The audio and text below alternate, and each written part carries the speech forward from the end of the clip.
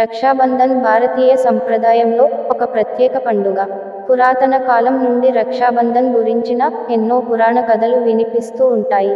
వాటిలో మహాభారత కాలం నాటి ఒక సంఘటన అత్యంత స్ఫూర్తిదాయకంగా నిలుస్తుంది. అదేంటంటే శ్రీకృష్ణుడు సుదర్శన చక్రంతో శిశుపాలుడిని సంహరించిన తర్వాత చక్రాన్ని తిరిగి తీసుకునే సమయంలో శ్రీకృష్ణుని మణికట్టుకు దెబ్బ తగులుతుంది. అది చూసిన ద్రౌపది శ్రీకృష్ణుని వెంటనే ఆమె చీరకొంగును చించి శ్రీకృష్ణుని మణికట్టుకు కట్టిందని పురాణాలు చెబుతున్నాయి. ఈ రక్షాసూత్రం కారణంగా శ్రీకృష్ణుడు ద్రౌపదిని రక్షిస్తానని వాగ్దానం చేశాడట.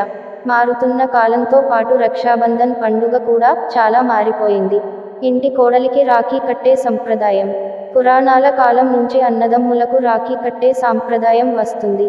అలాగే ఇంటికి వచ్చిన కోడళ్లకు, అంటే వదిన మరదళ్లకు లుంబా కట్టే సంప్రదాయం మార్వాడి కుటుంబం నుంచి మొదలైంది. నిజానికి భార్య తన భర్తకు విధేయత చూపుతుంది. వివాహానంతరం భార్య ప్రతి మతపరమైన పని, త్యాగం, బాధ్యత, వాగ్దానం మొదలైన వాటిలో భర్తతో కలిసి ఉంటుంది. అందుకే సోదరీమణులు సోదరులకు రాఖీ కట్టినప్పుడు వారి భార్యలకు కూడా కడుతుంటారు. కోడలిని ఇంటి లక్ష్మి స్వరూపంగా భావిస్తారు. మీ కోడలికి గులాబీ రంగు రాఖీని కట్టడం వలన బుధుడు, శుక్రుడు మధ్య సంబంధాన్ని మెరుగుపరుస్తుంది.